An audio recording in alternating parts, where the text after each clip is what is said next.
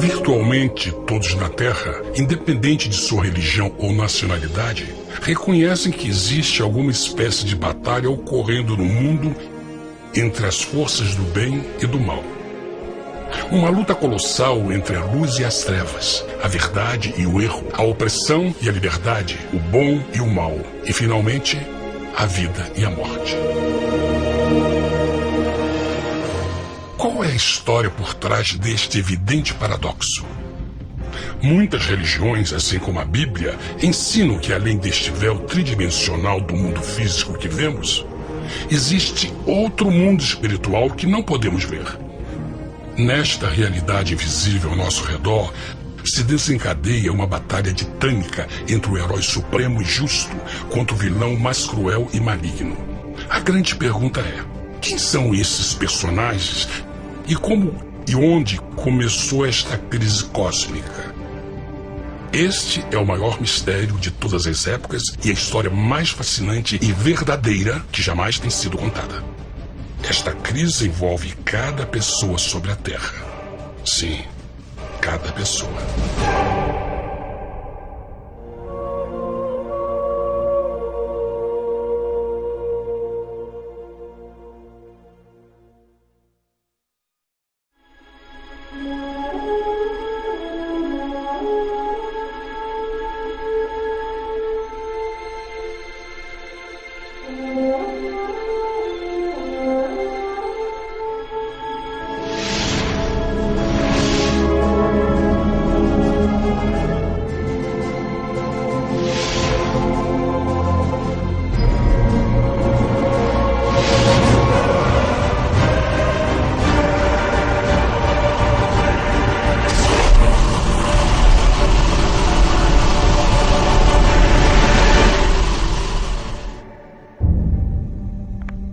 A história humana está repleta de cenas de guerras.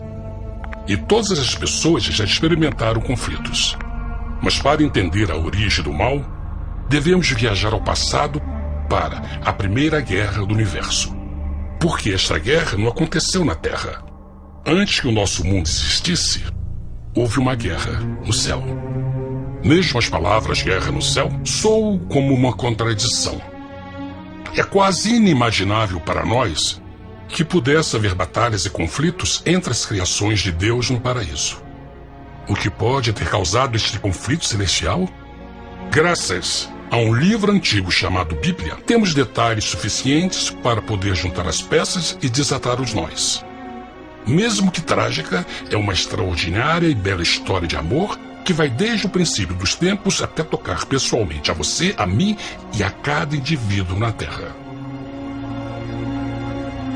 Nossa história começa há muito tempo atrás na capital do universo. Em um lugar chamado Céu, que estava repleto de seres angelicais que amavam fazer a vontade de Deus.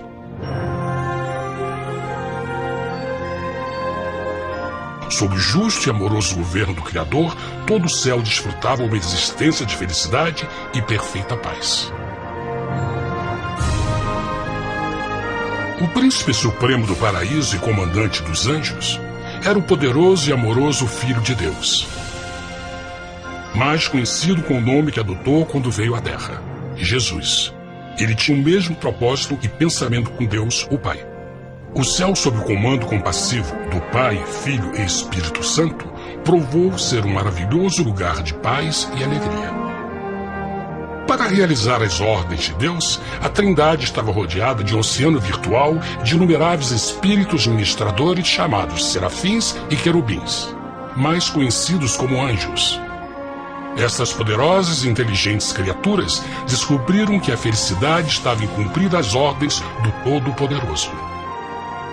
Mas Deus criou um extraordinário anjo para atuar como líder de toda a multidão celestial. A Bíblia nos diz que seu nome era Lúcifer, que significa portador da luz. Esse querubim foi o maior ser criado por Deus e assumia a posição mais próxima do trono de Deus, estando diretamente sob a autoridade de Jesus. A tarefa de Lúcifer era difundir a luz e o conhecimento da vontade de Deus a todos os outros anjos. Lúcifer foi o mais esplêndido ser criado por Deus. Era extremamente bonito e dotado de enormes poderes de liderança e organização. Entre os anjos, ele foi muito admirado, respeitado e amado como amigo. Mesmo assim, Deus previu o mal que Lúcifer estava a ponto de introduzir no reino da luz. Cheio de sabedoria e formosura, de todas as pedras preciosas te cobrias. Tu eras o querubim, ungido para cobrir, e te estabeleci. No monte santo de Deus estavas. No meio das pedras afogueadas andavas. Perfeito eras nos teus caminhos, desde o dia em que foste criado, até que se achou iniquidade em ti. Quando Lúcifer percebeu a sua beleza e poder, seu coração pouco a pouco começou a mudar. Permitiu que seu enfoque se afastasse de Deus e direcionou seu amor para si mesmo. Talvez nunca saberemos completamente como e por que estas sementes de rebelião germinaram em seu coração. Mas o profeta Isaías nos dá uma visão do pensamento de Lúcifer. Como caíste desde o céu, ó estrela da manhã, filha da alva, como foste cortado por terra, tu que debilitavas as nações. E tu dizias no teu coração: eu subirei ao céu, acima das estrelas de Deus exaltarei o meu trono. Subirei sobre as alturas das nuvens, e serei semelhante ao Altíssimo. Lúcifer, aos poucos, começou a cobiçar o poder de Deus, mas não sua personalidade. Ao pensar em suas próprias habilidades e belezas extraordinárias, os perversos tentáculos do orgulho e vaidade congelaram sua mente. Este ressentimento e inveja fizeram com que ele violasse a lei sagrada de Deus e se rebelasse contra seu governo. Precisamos fazer uma pausa e esclarecer algo. Desde o princípio, Deus ordenou que as leis da física governassem o mundo material em que vivemos. Sem essas leis naturais, o universo seria um caos. Do mesmo modo, as leis morais de Deus sempre têm dado segurança e estabilidade ao cosmos.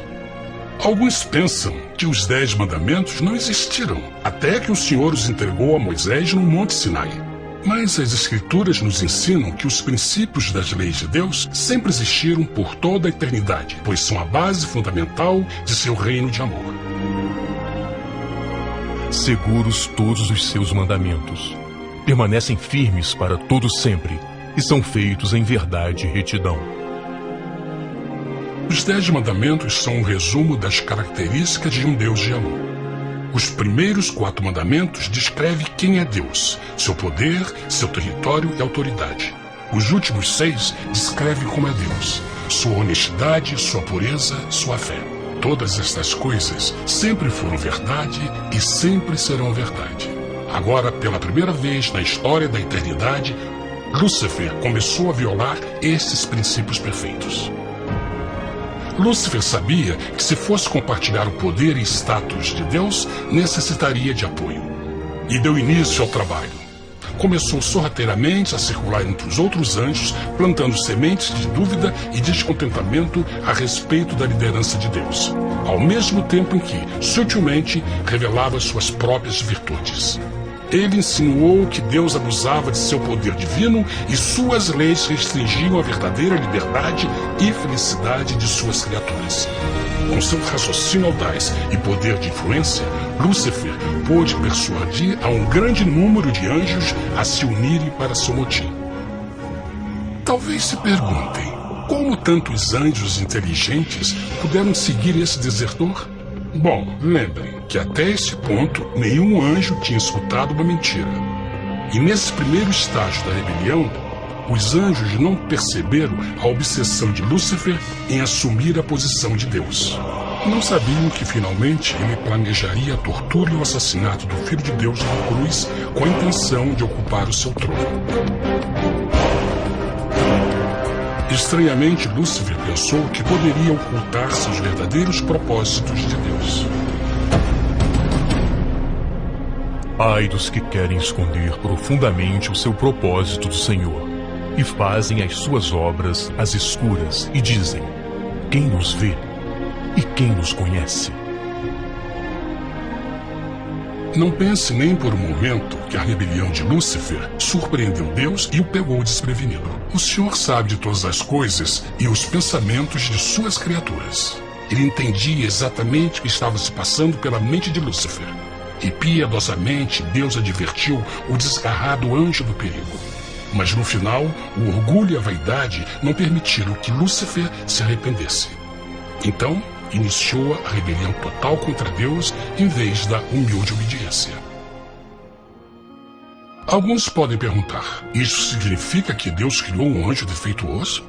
Não, mas ele criou Lúcifer com livre-arbítrio.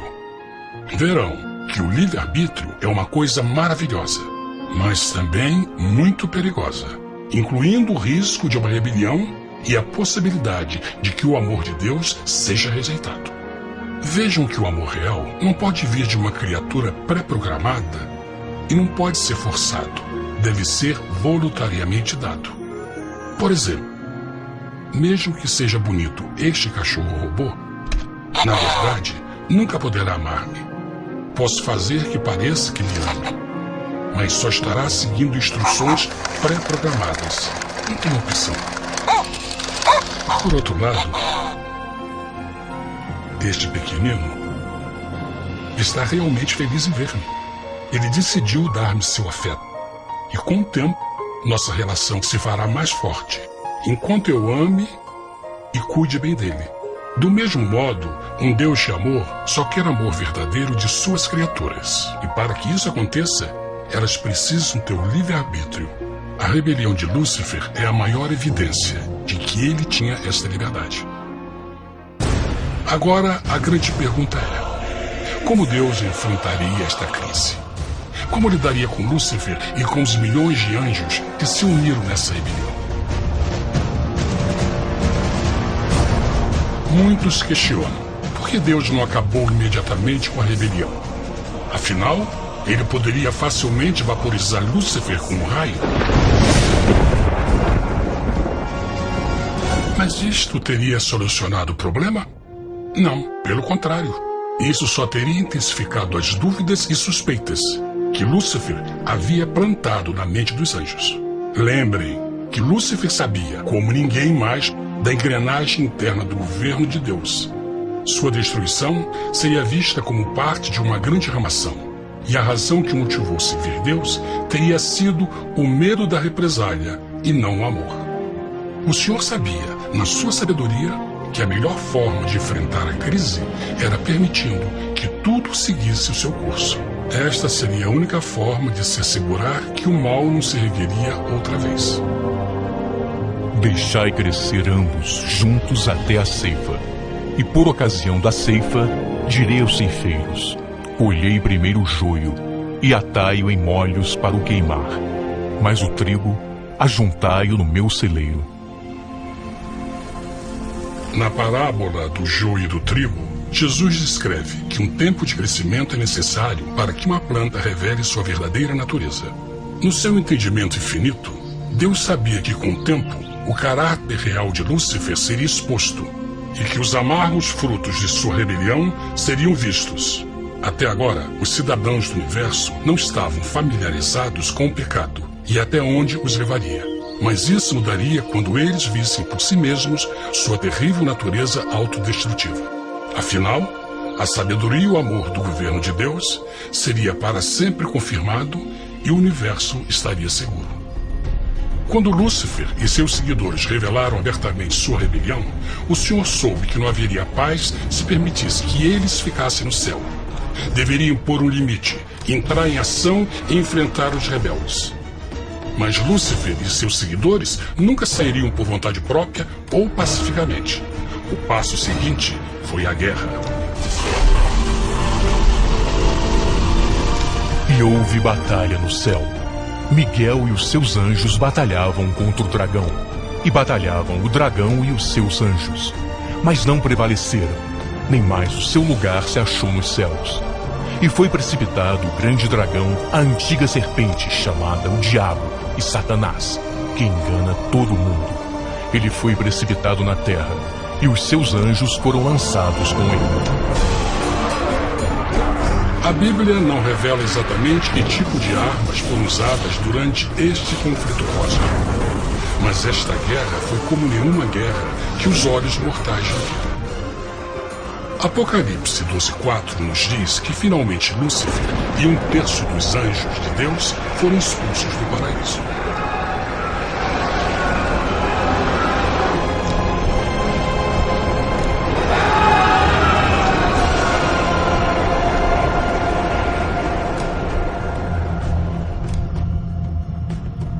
Mas e agora?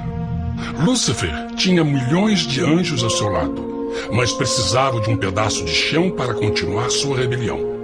Rápido, muito rápido, o universo começou a entender o quão doloroso e caro o pecado poderia chegar a ser. Mas a guerra não tinha terminado. Apenas começava. Lúcifer, o portador da luz, agora virou Satanás, o adversário.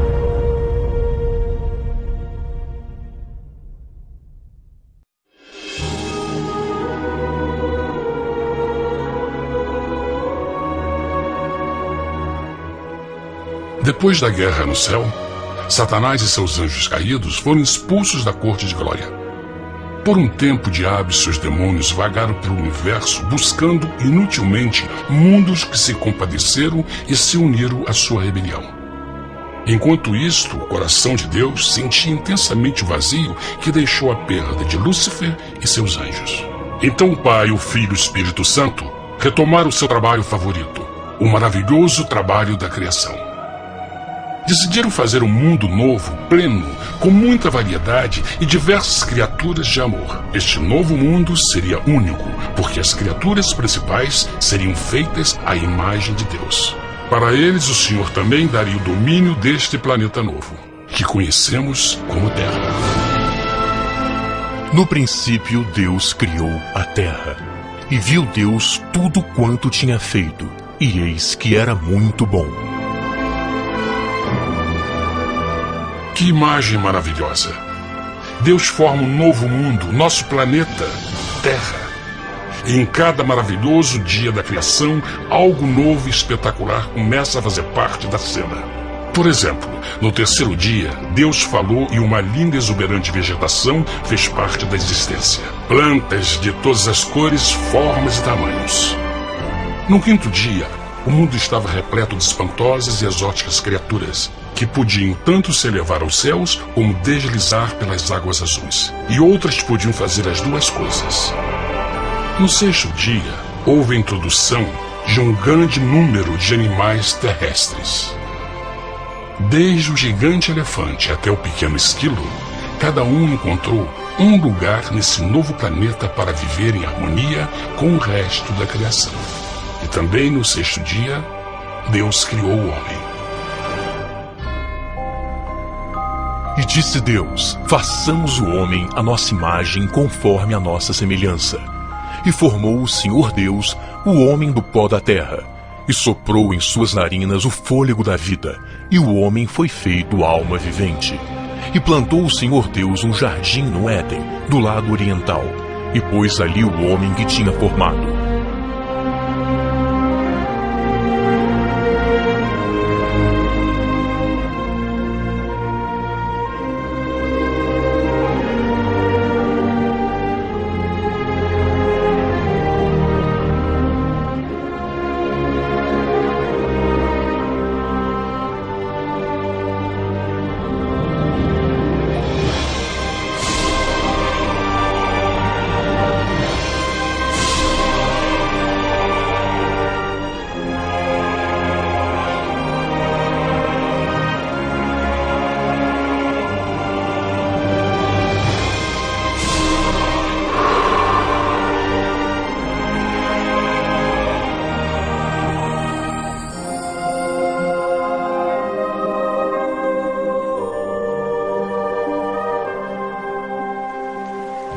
Mas que grande honra ser criado à semelhança de Deus, ser um indivíduo com liberdade de pensamento. No princípio, o homem não percebia a sua nudez. Provavelmente porque antes do pecado ele estava vestido de glória e luz.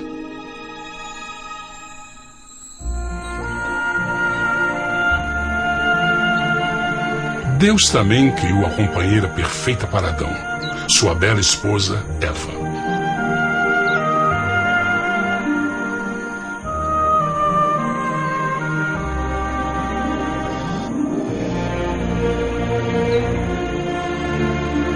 O feliz casal foi colocado em um magnífico jardim perfeitamente projetado para aumentar sua felicidade. Para Adão e Eva e as outras criaturas da terra, também foi dado o privilégio divino de procriar a sua própria imagem. A intenção de Deus foi que a raça humana tivesse domínio sobre este paraíso perfeito para sempre. Eternamente felizes e saudáveis, trabalhariam com a flora do jardim de Deus enquanto desfrutariam o afeto e companhia de todas as criaturas sob seus cuidados. O ambiente que nossos primeiros antepassados experimentaram foi muito diferente do mundo de hoje. As rosas não tinham espinhos, os insetos não mordiam nem picavam, e os leões e as ovelhas brincavam juntos. Mas a grande bênção era os humanos viverem em perfeita harmonia com seu Criador. A cada 7 dias, Adão e Eva descansavam de seu prazeroso trabalho e gozavam de uma comunhão com a visita de seu Criador. Era um mundo esplêndido e maravilhoso. E esse estado de felicidade teria continuado eternamente se nossos primeiros parentes tivessem mostrado fidelidade com uma simples prova. Mas da árvore do conhecimento do bem e do mal, dela não comerás, porque no dia em que dela comeres, certamente morrerás. Visto que o adversário havia contaminado o universo com sua rebelião, o Senhor viu a necessidade de uma simples prova de amor e lealdade. Lembrem que os anjos bons acabaram de ver 1/3 de seus amigos serem expulsos do céu durante a guerra. Como estariam seguros de que esses novos humanos não se uniriam a Lúcifer e causariam problemas? Então o Senhor plantou uma árvore no jardim, uma árvore cujo fruto não deveria ser comido sob pena de morte. Ao passar por esta simples prova de obediência, Adão e Eva mostrariam a lealdade para com Deus e a fé em sua palavra. Ainda mais, era uma prova de amor. Por isso, Jesus disse em João 14, se me amais, guardais meus mandamentos. Mas alguém mais soube desta prova de fé e estava determinado a usá-la em seu favor. Satanás estava com inveja dos humanos que desfrutavam da bendita vida que ele perdeu.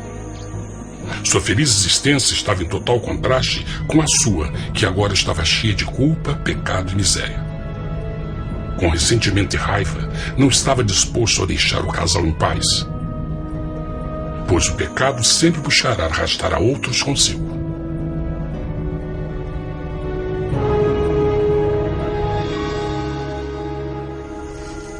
Então um dia, quando Eva estava concentrada em seu agradável trabalho, se viu sozinha e muito perto da árvore proibida. Foi quando Satanás viu sua oportunidade. Através de uma serpente hipnotizante, o anjo caído chamou Eva até a árvore e envolveu em uma conversação.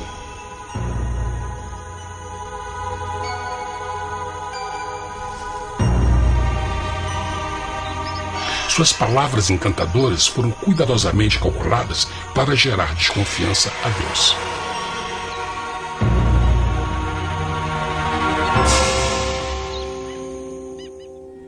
A serpente replicou à mulher, de modo algum morrereis. Deus sabe que no dia em que dele comerdes, vossos olhos se abrirão, e sereis como Deus, conhecedores do bem e do mal. A mulher notou que a árvore era boa para comer, pois era atraente aos olhos e desejável para alcançar sabedoria. Colheu seu fruto e comeu. Deu também ao seu marido, que comeu assim como ela. Tragicamente, quando Eva escutou a suave e sedutora voz do tentador, começou a ter certas dúvidas da palavra de Deus. A serpente enganou-o com a promessa de grande poder e sabedoria. Isso chamou sua atenção. Além disso, aparentemente um fruto deu à serpente a habilidade de falar. Que outros poderes poderia dar a ela? E mesmo tendo acabado de conhecer a serpente, ela confiou em sua palavra acima da de Deus, quem a criou, e lhe deu um paraíso para viver. Então Eva comeu o fruto proibido e convenceu seu esposo a fazer o mesmo. Adão poderia ter escolhido ser fiel a Deus, mas colocou seu amor pela esposa acima do seu amor por Deus. Quando os nossos primeiros parentes mostraram lealdade ao inimigo, o domínio da terra foi tomado por Satanás. Não sabeis que, vos oferecendo alguém para lhe obedecer, vos tornais escravos daquele a quem obedeceis? Ninguém pode servir a dois senhores. Este mundo agora seria o último campo de batalha entre o bem e o mal, e o coração de cada homem e mulher seria o prêmio. Adão e Eva não se deram conta desse tempo, mas seu momento de desconfiança e desafio abriria as comportas do sofrimento de milhões de pessoas durante milhares de anos.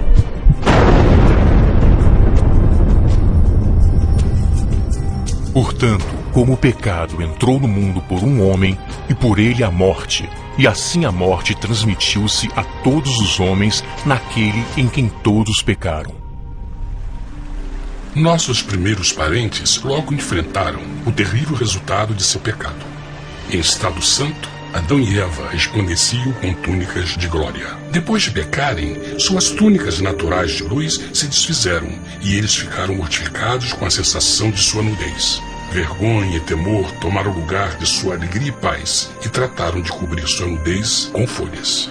Agora eles se encontravam sob constante influência do diabo. Ao ceder à tentação, debilitaram sua natureza.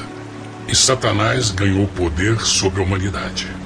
As pessoas não podiam resistir às tentações do diabo com sua própria força.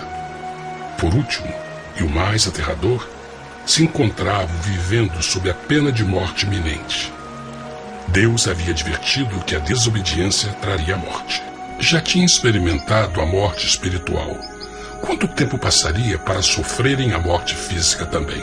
Nesse ponto, seu futuro não tinha nada mais que escuridão e desespero.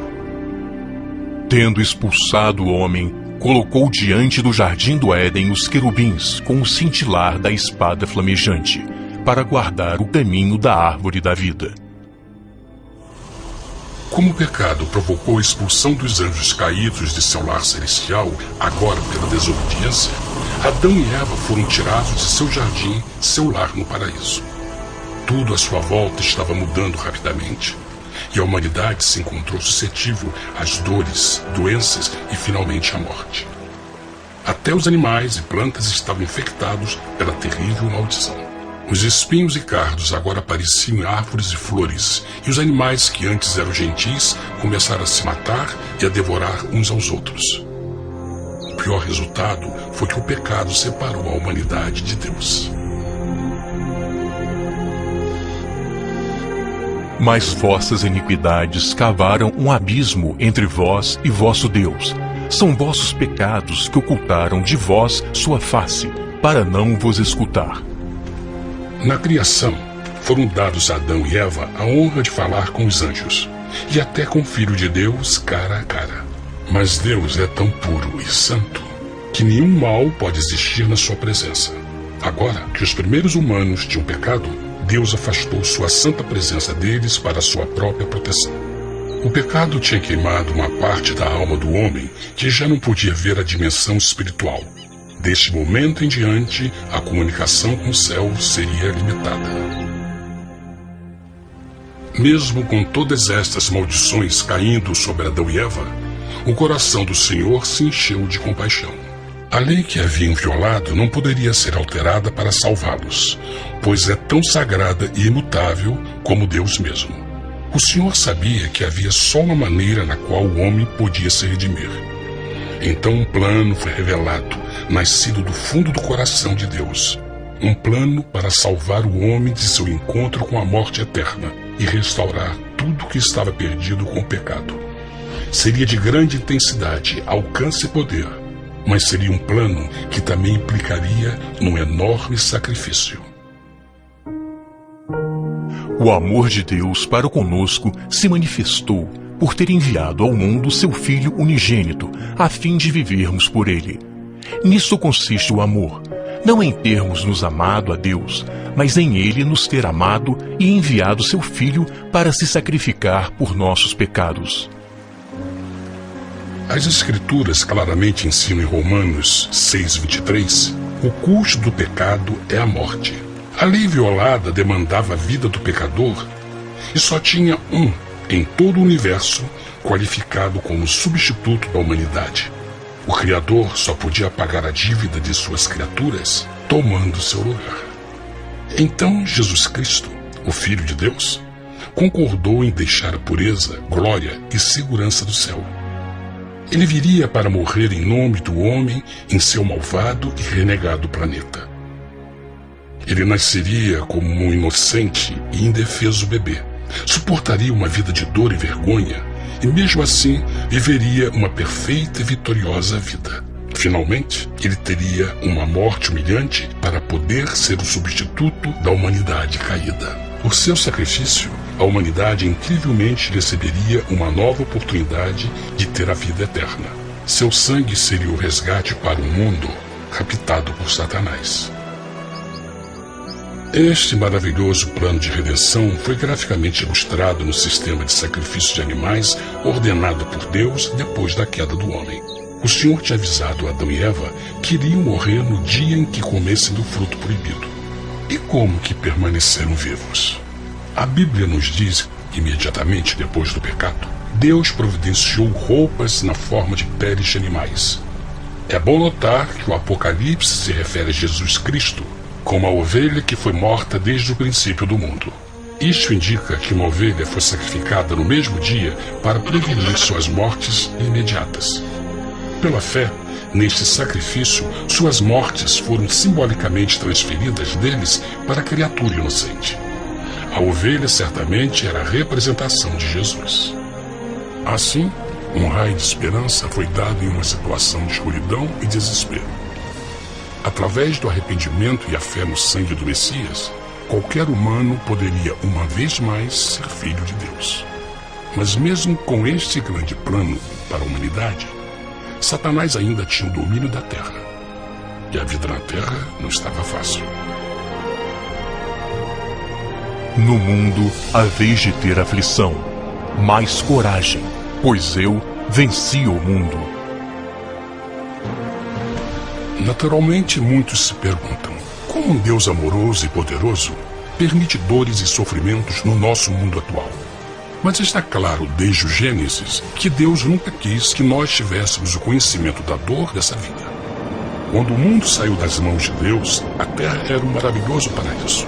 Foi o pecado de Adão e Eva que deu a Satanás o direito de assumir o controle deste planeta.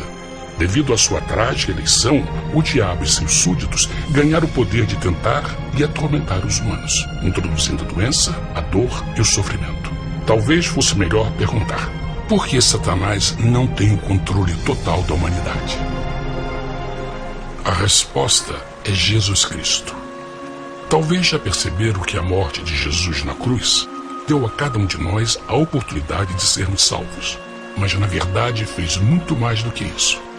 Quando o Salvador ofereceu sua vida para redimir a terra, esse ato poria restrições ao controle de Satanás sobre a humanidade. Satanás não poderia forçar nossa vontade e seu poder de nos ferir seria limitado. O sacrifício de Cristo também nos trouxe um tempo de prova, durante o qual poderíamos ver a diferença entre o governo de Deus e o de Satanás, e então decidir a quem servir. Finalmente, pelo sacrifício que fez Jesus, o reino de Satanás chegará ao seu final, e um dia a terra será devolvida ao homem mais maravilhosa do que era no princípio. Mesmo Adão e Eva tendo começado suas vidas como exilados do paraíso, ainda tinham esperança. Deus providenciou peles de animais sacrificados para se cobrirem. Mas o mais importante, Ele prometeu o sangue do Cordeiro de Deus para pagar por seu pecado, se aceitassem Cristo e se arrependessem. Uma grande pergunta permanece: as pessoas aceitariam o grande presente de Deus? Como escaparemos se agora desprezarmos a mensagem tão sublime da salvação? A incrível história que acabaram de escutar é verdade e afetam vocês. Pois, pelo desejo de Satanás de ser Deus e a desconfiança e desobediência de Adão e Eva, todos nós nos encontramos em uma situação perigosa. De um lado, a humanidade foi grandemente favorecida por Deus com uma segunda chance de recuperar nosso lugar no Éden. Por outro lado, se nós desistirmos de aproveitar esta grande chance, nos tornaremos escravos de Satanás e finalmente seremos destruídos quando Deus limpar o universo do pecado. Amigos, não há melhor hora de fazer sua escolha por Jesus do que agora mesmo. Nenhum de nós sabe quanto tempo mais teremos que viver nesta terra. Jesus nos tem mostrado grande interesse no seu bem-estar e seu amor por vocês o levou a providenciar uma maneira de escaparmos de uma futura destruição. Ele quer que você o aceite e se arrependa de seus pecados. Através de Cristo, pode encontrar o perdão para tornar-se como Ele em caráter. A triste notícia é que Satanás atua de todas as formas possíveis para evitar que aceite o presente da salvação de Deus. Devido à nossa rotina da vida, o amor ao dinheiro ou alguma outra distração fascinante, ele trabalha para manter a todos ocupados e afastados do que, na realidade, mais importa, sua salvação eterna. Para que entenda a realidade da situação e que se você não escolhe a Jesus por omissão, está escolhendo a Satanás. Mesmo que a terrível escolha de Adão e Eva nos traga morte e miséria, vocês agora podem tomar uma melhor decisão. Deus está oferecendo uma paz que satisfaz o anseio mais profundo de sua alma e uma alegria que não encontrará nas atribulações deste mundo. O desejo que tem o coração de Deus é que seja salvo e esteja com Ele no paraíso. Mas o único que pode mantê-lo fora do céu é você. Imagine a tragédia que seria se você recusasse este precioso presente. Você pode decidir hoje e aceitar a salvação que Deus prometeu. Na verdade, nesse momento, pode aceitar a vida eterna através de Jesus Cristo. Posso convidá-lo para que acompanhe agora mesmo em uma simples oração, aceitando sua maravilhosa oferta? Por favor, repita depois de mim. Querido Pai Celestial, venho a Ti agora e humildemente pedir Teu perdão. Senhor, confesso que sou um pecador e violei Tua santa lei. Entendo que a pena por esse pecado é a morte. Acredito que Jesus Cristo sofreu e morreu na cruz para receber o castigo por todos os nossos pecados. Acredito que Jesus ressuscitou e eu o aceito como meu Salvador pessoal. A partir deste momento em diante, Te dou o meu coração e eu o aceito como Senhor da minha vida. Por favor, perdoa todos os meus pecados e envia Teu Espírito para ajudar-me a fazer a Tua vontade. Te agradeço por Teu grande amor e aceito Teu presente da vida eterna. E eu oro tudo isso em nome de Jesus. Amém.